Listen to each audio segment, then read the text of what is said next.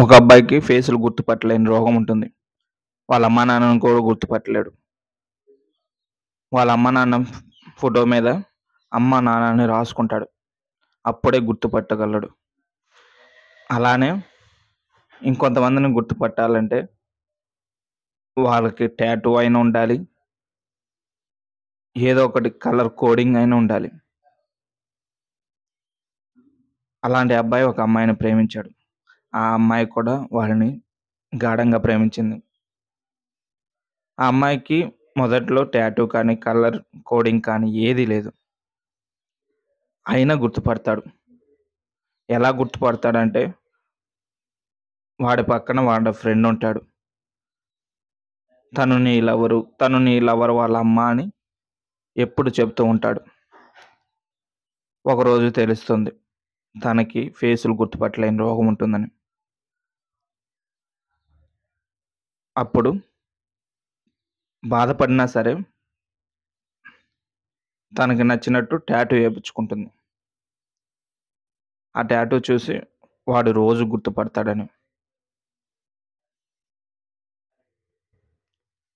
ఒకసారి ఆలోచించండి.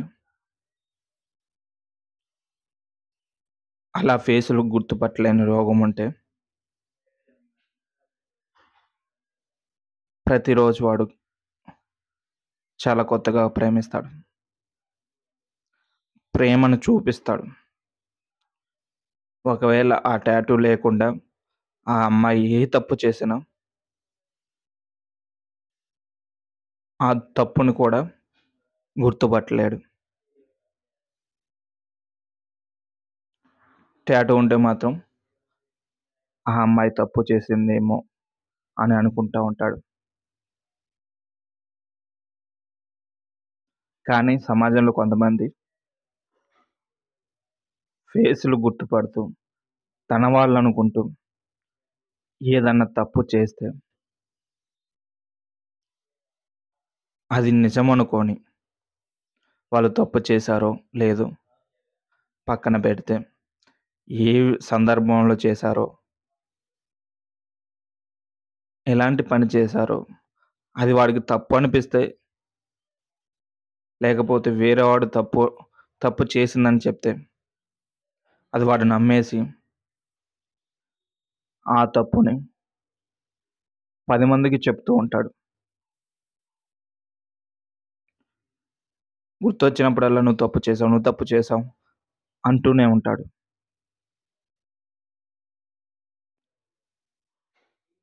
ఒక అమ్మాయి నిన్ను ప్రేమించిందంటే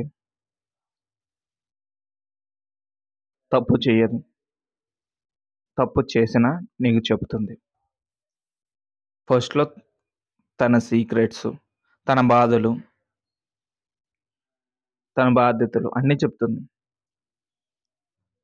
అలాంటి అమ్మాయిని నువ్వు తప్పు చేశావు అని నిందలేస్తే ఎలా తట్టుకోగలదు? అమ్మాయే కాదు అబ్బాయైనా. అనుమానించటం. ఇలాంటి వాళ్ళందరూ వాడికొచ్చిన వాడికొచ్చిన రోగం లాంటిదొస్తే అప్పుడైనా కొంతగా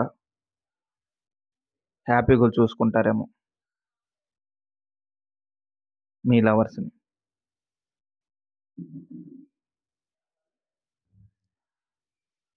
మనం చేసేది కరెక్ట్‌గా ఉంటే వాళ్ళు తప్పు చేశారో లేదో కరెక్ట్‌గా కనుక్కోగలిగితే నీకన్నా గొప్ప ప్రేమికుడు లేరు. ఎవరో చెప్పింది విని, ఎవరో ఏదో చూపిస్తే అది నమ్మేసి, నువ్వు ప్రేమించిన వాళ్ళని పదే పదే